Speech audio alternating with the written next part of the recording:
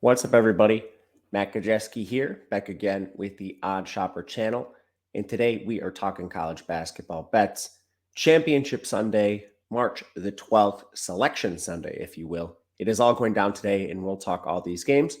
Before we get started, make sure to hit that thumbs up button, subscribe to the channel, and hit the notification bell so you know when this and all other content goes live. And if you're listening on podcast, please leave a rating and review over there as well. We are brought to you by DraftKings Sportsbook, and they have a limited time offer, a good offer for you guys you should take advantage of as soon as possible. And what it is, you can bet $5 on any pregame money line. And if that bet wins, you are automatically turning your $5 into $150, which is an amazing deal. And from there, we need to pick a team that's likely to win this bet. Today, your best option is going to be Purdue. Right now, they're minus 7.5 against the spread. I think this is probably going to move to -8. So you've got a really good chance to win that bet. Go ahead, hit Purdue on the money line. Give yourself a good chance to turn that 5 into 150. You can take advantage of this in the link in the video description below. The legal age for gambling in most states is 21 plus. If you or someone you know has a gambling problem, please call or text 1-800-GAMBLER. This is for first-time DraftKings Sportsbook customers only. Minimum 5 deposit, minimum $5 bet. Bonus paid out as 8 $25 bets. Also, Massachusetts just went live for sports betting. For those of you who live in Massachusetts, there's an offer that will expire on April 9th where you can bet $5 to get $200 instantly. So if you're in Massachusetts, make sure to take advantage of that. All right. On to today's games. Well, yesterday we got absolutely wrecked in the morning games, but luckily hit some at night to put us almost break even, but not quite. But man, at the end of the day, really needed Arizona to cover, Santa Barbara, and some of those late night games, but they came through. It was a bad start, but cleaned up at nighttime. Luckily, it got us back to almost break even, but pretty tough start to the day overall. A lot of that having to do with Penn State, who we'll talk about in this video. The first game is actually Princeton and Yale, and it's on so early that it doesn't make sense talking about it a lot, which is unfortunate because I like Yale in the game. But I'm recording this at 8:45. The game tips off at 10 a.m. for me, Central Time. So by the time this video comes out, the game may have even started. I'm not sure. But so let's talk about the noon start for us in Central Time. And that starts with Alabama. And this is a great time to highlight the odd shopper tools because there's a really stale line hanging out there. When I tried to bet and missed, I'm not in a legal state, so sometimes the lines move a little too fast for me, but it's over 144.5. For reference, this is hanging at like 146 at some books towards the over, which is the side I show value on. Obviously, much less value at 146.5, but PointsBet still has a 144.5 out there. And what this odd shopper tool does, a lot of times it shows you where bets are going to go. Just if there's a line that's lagging behind, it's going to have a really good ROI. You have a good chance of knowing that line is going to move. So first thing it does is identify the weakest sports book for a specific line you may be looking for. And in this particular case, it's PointsBet with the over in the Alabama-Texas A&M game. But not only that, the algorithms have backtested all these books, identified the places you can find the sharpest lines. So these ROI percentages, these win percentages, they're as accurate as they possibly can be. And the best thing about this Odd Shopper Premium tool is you've got the chance to take advantage of a 7-day free trial if you click the link in the video description below. Again, I'm going to give you my strategic advice here. I would click that link on Tuesday or Wednesday if you want the play-in games. I would click it on Thursday if you don't care about those and just want the full March Madness swing. But you can literally get this tool for the first weekend of March Madness and find the best places to make your bets. Highly, highly recommend that. It's one of the best sports betting weeks of the year, so make sure to take advantage. But another thing I like in this game is just the spread. It's moving towards Alabama. Going to bring you to our normal graphics now. But this opened at 3.5. It has now gone to about 5 points in some spots.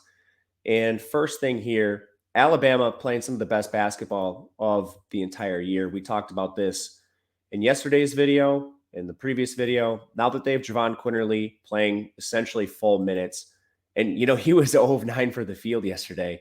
I'm not sure if at one point, I'm not sure if he even ended up making a shot, but Quinterly is a player playing good minutes for them, getting good minutes out of Clowney now. Here's how the stats break down. You've got Bama ahead of Texas A&M in really every single statistical category, including rebounding. And, that's generally an advantage for Texas A&M because they play with pretty good size themselves in Coleman and Marble. But now you have Alabama, who's as deep as they come. This team can literally run 9, 10 deep on the court with you. And it all depends on how they shoot their threes. So from here, Alabama is a team that we'll be looking at against the spread. I took them -3.5, and I took them again at -4. I think both numbers are fine. These teams actually did just play. Texas A&M won 67-61, but Shot Quality had that as an 83-75 Alabama win. So you can kind of gather that was one of the games where Alabama did not hit their threes. Now, Alabama's a streaky three-point shooting team. This needs to be noted. They're fourth in three-point attempts in the country, but they're 181st in three-point percentage. They're also facing a defense in Texas A&M that's 74th in three-point D. So if Texas A&M forces them to shoot their threes, and that's what their defense does, they pack it inside, they force you to shoot over top. That could be an issue, but overall, Alabama's the much better team. We'll be back in the tide here, and we're going to go along with the money in this case. Second game is Dayton VCU. This is a really interesting game. So these teams have already seen each other twice this year, and we kind of got weird outcomes in both games. The first one, VCU won. That was on Dayton's court, but Shot Quality had that as a win for Dayton. In the second game, Dayton won on VCU's court, but Shot Quality had that as a win for VCU. So we kind of had like the weirdest outcomes where each of these teams won on the road. They shouldn't have won. They actually should have won on their home courts, but that's not what actually occurred. The big thing here is Dayton does have a lot of statistical advantages. So with Dayton, first things first, you have to be able to score on VCU. They've shown the ability to do that. And then conversely, VCU's 183rd in offensive efficiency. Dayton's pretty strong in both offense and defense. They're top 100 in both metrics. Dayton has a strong rebounding advantage. They're 25th, to VCU's 169th. And Dayton's not a team that really struggles a ton with turnovers. VCU's great on defense. A lot of where their defense comes from is generating turnovers. They also generate a lot of fouls. Fortunately, Dayton does not struggle fouling. They're only 20th in the country in fouls committed, which is an awesome number. Top 20 in that metric. They're not a team that fouls a ton, so they're not really as susceptible to some of VCU's pressure as other teams. The biggest issue here is Dayton did lose Kobe Elvis in their second most recent game. Great name, Kobe Elvis. But they've been able to generate some strong minutes off the bench. So I haven't bet this yet. I've seen this number ping pong back and forth between 2 and 2.5. I was hoping maybe we'd get a 3. I'm probably going to play Dayton, but we'll have to wait and see on where this number closes out. I'm fine with 2, 2.5, but I'm just hoping for a better one overall. Third game, we've got Memphis taking on Houston. Awesome game here. Problem is, Marcus Sasser got hurt for Houston yesterday, and it's a groin injury. He only played 9 minutes. I don't think he's going to play here.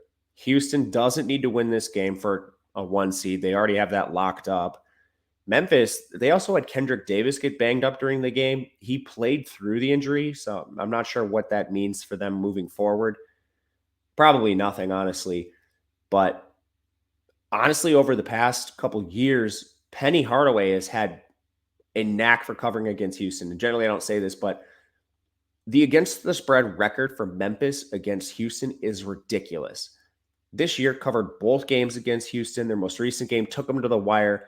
They lost 67-65 per Shot Quality. That was supposed to be a Memphis win, 70-63.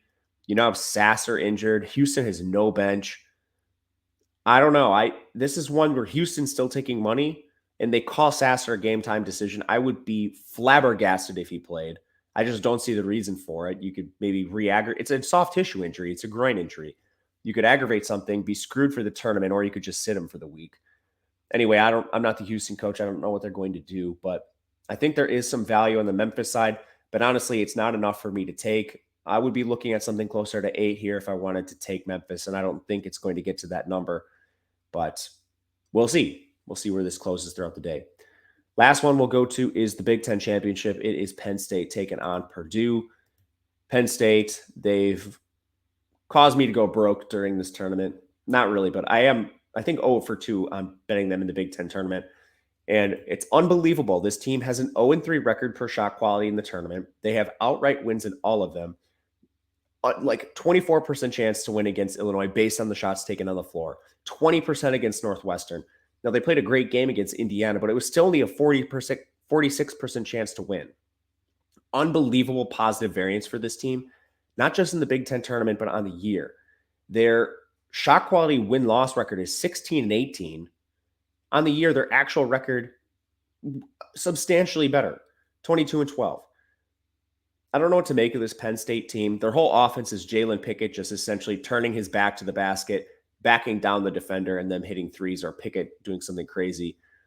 They got absolutely bodied by Purdue earlier this year, which makes a ton of sense.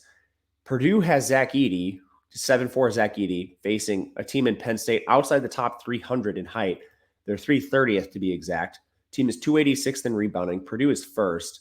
There's a substantial edge for Purdue on the glass.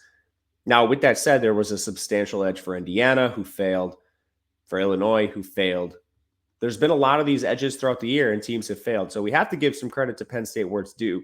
This is a tournament team. They absolutely should be in the tournament. But this is a team that is also due for negative regression, and you just flat out cannot ignore the numbers. With that said, it's a 7.5-point spread, probably going to move to 8. The pace is super slow. 66.4 possessions per game for Penn State, 66 for Purdue. This is a slow, grinded out slog of a game. Penn State might keep it close just based on the limited possessions, but overall, I favor Purdue. Absolutely not going to bet this game, no matter what. That's a rule, a life rule. Don't bet the Big Ten. With that said, the pace doesn't match up either for me. So firm stay away. If I were to take a spot, it would be Purdue, maybe a money line, something like that. Not touching the total, not touching the spread overall.